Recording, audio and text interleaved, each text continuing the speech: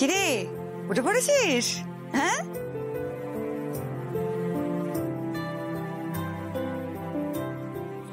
এখন একটু ভালো লাগছে? হ্যাঁ মা, লাগবেই তো।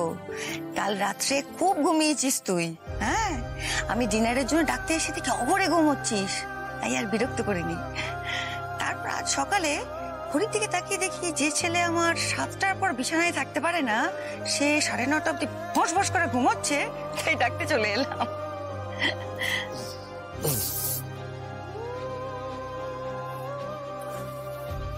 সত্যি এতক্ষণ ঘুমিয়ে আমি অনেক সময় নষ্ট করে দিলাম। কি সময় নষ্ট করেছো? সময়টা ইউটিলাইজ করেছো। শরীরেরও বিশ্রাম প্রয়োজন। হ্যাঁ, এত ভালো ঘুমিয়েছিস বলেই শরীরটা ভালো হয়ে গেছে তো। ওরে, শরীর সুস্থ থাকলে তবেই লড়াইয়ের ময়দানে নামা যায়। দেখি দেখি তোর জ্বরটা দেখি আছে কিনা। না, ছেড়ে গেছে, দেখেছিস? কাল রাত্রে ডক্টর এসেছিলেন, চেক আপ করলেন, তখনই বলেছেন যে কোনো চিন্তার কিচ্ছু নেই। হ্যাঁ, শোন না, তুই বোধহয় কিচ্ছু টের পাসনি না, বেহুশ হয়ে ঘুমোচ্ছিলি। আমি কিন্তু জানতাম এই জ্বরটা।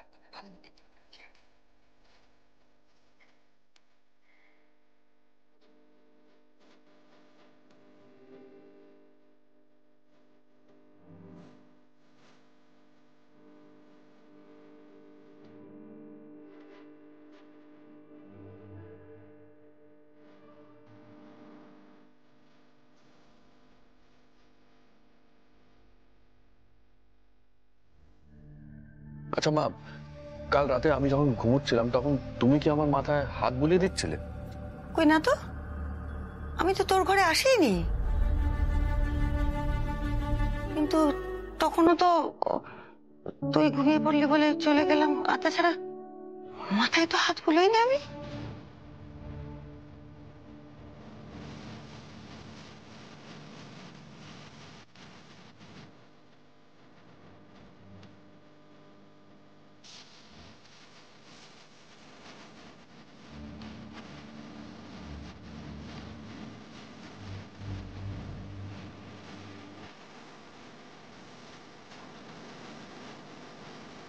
ঘুমিয়ে পড়ুন, আমি মাথায় হাত বুলিয়ে দিচ্ছি।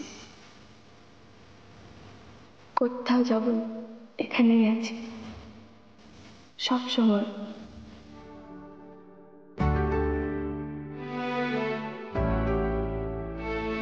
হ্যাঁ রে, কাল জ্বরের ঘোরে বেহুশ হয়ে ঘুমোচ্ছিলি বলে বোধহয় তোর মনে হয়েছে না আমি তোর মাথায় হাত বুলিয়ে দিচ্ছি। তাই হবে বোধহয়, তাই তো? তাই হবে। শোন, শিগগিরই চান করে নে, যা। সবার ব্রেকফাস্ট হয়ে গেছে, আমি কিন্তু খাইনি, অপেক্ষা করে বসে আছি। কি, তুমি এখনো খাওনি? ওমা, কি করে খাবো? আমার সোনা ছেলেটা যে কাল রাত থেকে না খেয়ে আছে, আমি খেতে পারি? আচ্ছা আমাকে 2 মিনিট দাও, আমি রেডি হয়ে আসছি। যা, শিখে যা। তবে তোর শরীরটা ভালো নেই। মা, আমি সত্যি খেয়ে নেব, প্রমিস। এখন আসি।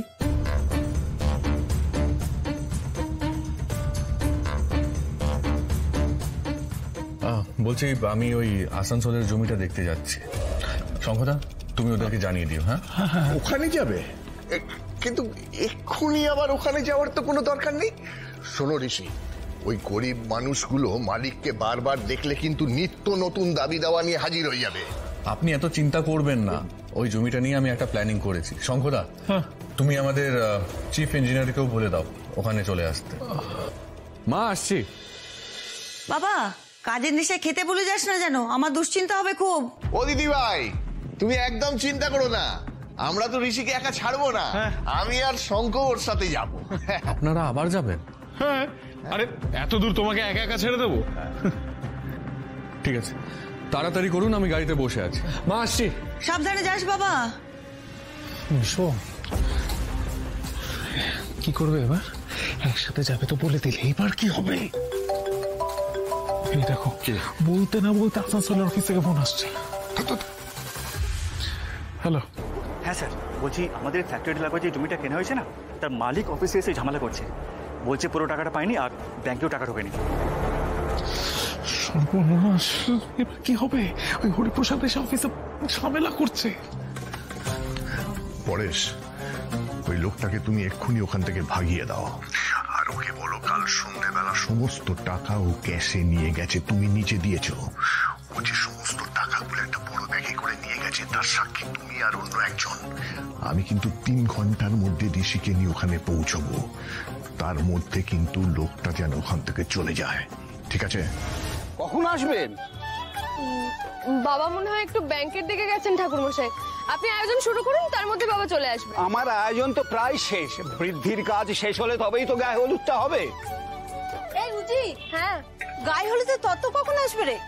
ওই 11টার দিকে তো আসার কথা কাকিমা।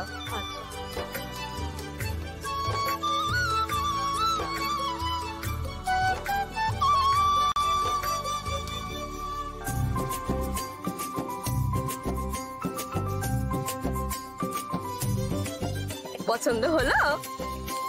হেব্বি রে, ব্ল্যাক। যাই বলো তাই বল দিদি, আমার কিন্তু এটা বেশ পছন্দ ছিল। দেখ কি সুন্দর red, this one is the best. এই উজি, বাবা কই রে? বাবাকে অনেকক্ষণ দেখতে পাচ্ছি না।